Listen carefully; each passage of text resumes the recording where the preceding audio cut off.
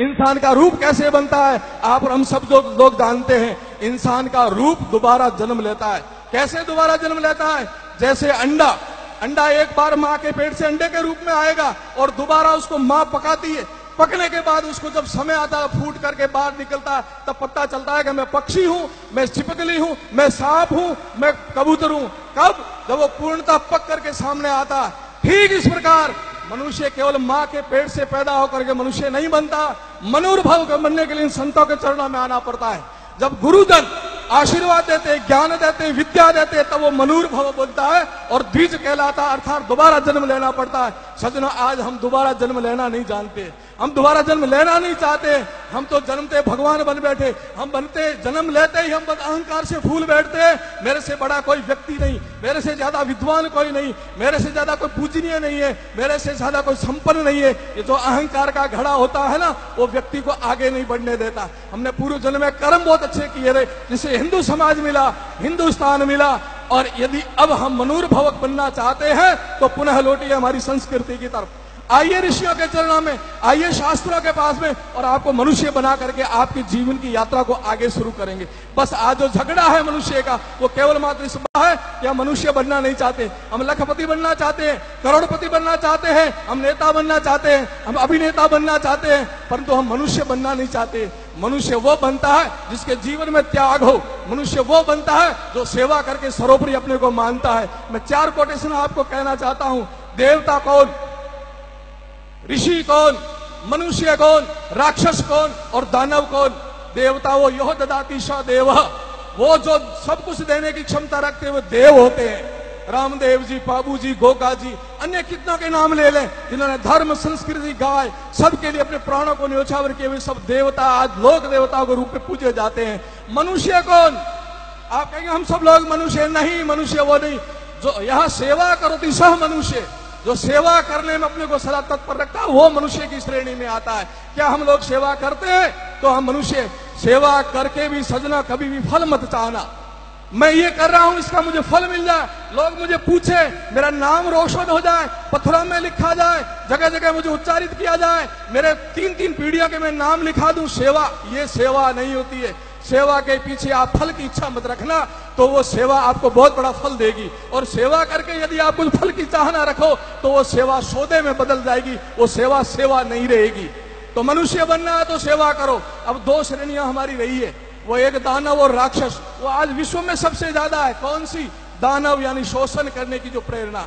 भाई का भी खा जाऊं, पड़ोसी का खा जाऊं, दूसरे की दुकान अच्छी चल रही उसकी कैसे मैं डाउन कराऊं, ये जो वृत्तियां हैं ये सारी की साथ दानव वृत्तियां होती है, ये मनुष्य की वृत्तियां नहीं है।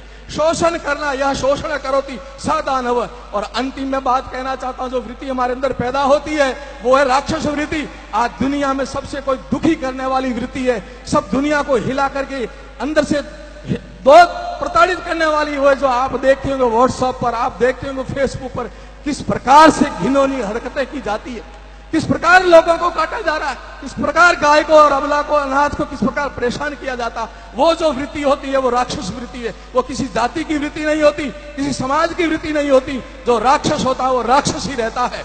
और आज हम सब लोग दुनिया में इन राक्षसों से परेशान हो गया। जगो ऋषियों की औलादे, जगो इन संतों के शिष्यों, जगो देवताओं की औलादे, इन राक्षसों के मुंह बंद करने हैं। इन राक्षसों को जवाब देना है कि मनूर्भव, मनुष्य बनो, तो पुनः भारत की धरती पर आओ, हिंदुस्तान की संस्कृति को स्वीकार करो, हिंदुत्व को स्वीकार करो। और अंत में मैंने कहा था कि गर्व से कहो हम राजस्थानी हैं। पूरे विश्व को देखो और एक भारत को देखो, बरोबर की बात है। मैं हम पूज्य बाप जी से निवेदन कर रहा था कि बाबू जी विदेश की यात्रा का प्रतापपुर जी कोई जरूरत नहीं है। क्यों? कि भारत पूरे को देख लो और पूरी दुनिया को देख लो। मैंने बाबू जी को प्रणाम करके कहा, मैंने बाबू जी बिल्कुल 100% सही बात है। भारत के अंदर कौन सा ऐसा क्षेत्र है, देखिए भौगोलिक स्थिति से, पठार यहाँ, नदियां यहाँ, जंगल यहाँ, बर्फ यहाँ, रेगिस्तान यहाँ, 12 मास बरसात होने वाला क्षेत्र यहाँ। दुनिया में ऐसा कोई देश नहीं। भारत को देख लो, पूरी दुनिया को देख लिया। ठीक इस प्रकार यदि भारत को देखना है तो सबसे पहले राजस्थान को देख लो आप।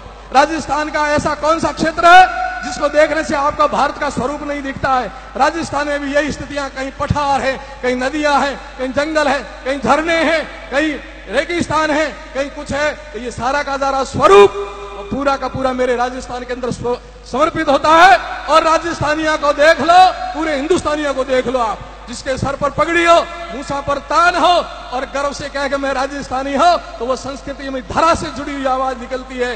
हिंदुस्तानी की पहचान ये होती है जिसके सर पर चोटी हो, मुझे तुलसाराम जी बाप जी विराजे, जनेऊ जिसके गले में हो, चोटी जिसके सिर पर हो, वही हमारा प्रतीक है कि हिंदुस्तानी की पहचान क्या है। अरे मित्रों, मुझे थोड़ा शर्मिंदा मत करो आप, चोटी रखने से शर्म मत करो आप। चोटी आपके पुरखों ने बड़ी मेहनत से पाई थी। क्या मेहनत की उन्होंने दुनिया को दिशा दी, दुनिया को रास्ता बताया कि मनुष्य बनना तो ऐसे जाओ। तो पूरे दुनिया के सभी संत कहो या फिलोसोफर कहो, उन्होंने कहा दुनिया में यदि सर्वश्रेष्ठ कोई धर्म है और सर्वश्रेष्ठ कोई समाज है तो हिंदू समाज है। इसको तगमा कौन सा दिया जाए, इसको कौन सा पदक दिया जाए, क्या भारत रत्न दिया जाए, परमवीर चक्र दिया जाए? तब सभी मनुष्यों ने कहा नहीं, इनको ऐसा पदक दिया जाए सबसे ऊंचा, यानी चोटी दी जाए, सबसे ऊपर हिंदू संस्कृति को बैठाया जाए, यानी सर पर चोटी, यानी सबसे ऊपर है। इतनी परिश्रम करके ली हुई है चोटी, इतना बड़ा तगमा लिया हुआ, और हम यूं ही कटाते जा रहे, फैशनेबल बने जा रहे। नहीं, फैशन तो चोटी रखने में अपना वो पूर्वजों की दी हुई चीज है। चोटी गर्व से रखो, जनेऊ गर्व से धारण करो, तिलक गर्व से लगाओ, घर में पवित्रता बनाए रखो। और अंततः मैं कहना चाहता हूं कि यदि मनुष्य बने रहना है और केवल मात्र अपने को बचना है तो एकमात्र बात है, खुद पर गर्व करो, अपनी संस्कृति पर गर्व करो और अपने बच्चों को उस रास्ते पर चलाओ। आप सब गृहस्थी हो, आपका धन मैं नहीं आंकूंगा, आप कितने बैंकों में पैसे लेके बैठे हो, आपकी कितनी अच्छी गाड़ियां मैं नहीं आंकूंगा, ये संत भी नहीं आंकेंगे कि आप कितने धनवान हो। संत और हम सब एक ही बात कहेंगे, आपके पूत सपूत हो तो आप धनवान हो, और पूत कपूत हो तो अरबपति होते हुए अब कंगाल हो आप। इसलिए आप सबसे ज्यादा कोई ध्यान देना चाहते हो, माताओं बहनों युवाओं को सबसे कहना है, मेरा यही है, संतों का भी यही निवेदन है कि आप किसी भी कोने में रहो दुनिया के, कैसे भी भरकस प्रयास करो, परंतु अपनी संतति और अपने संस्कारों को ऐसे मजबूती से पकड़े रहो कि आने वाली पीढ़ियां आपके समाज को, आपके गुरुओं को और आपके धर्म को भूले नहीं। बस इतना ही कहना चाहता हूं। बाकी आपकी जो तपस्या, लग्न, आपकी निष्ठा और मेहनत देकर के हम सब लोग गदगद हैं। कहाँ राजस्थानी भाषा, कहाँ या मलयालम भाषा, कितनी उठपटी ज्यादा, और आप इतने फर्राटेवन बोल रहे हो, ये गजब कर दिया आपने। कहां से कहां आकर के कितनी मेहनत की। पुनः आपको बहुत बहुत बधाई देता हूं, मातृशक्ति को प्रणाम, संतों के चरणों में वंदन करते हुए मैं बहुत बहुत आशीर्वाद लेना चाहता हूं कि हमारा समाज, हिंदू समाज, हिंदुस्तान और ये राजस्थान ऐसे ही उन्नति करता रहे। बोलिए भारत माता की, सनातन धर्म की, गौ माता की, अनंत कोटि संत महात्माओं की बहुत बहुत शुभकामना, बहुत बहुत धन्यवाद।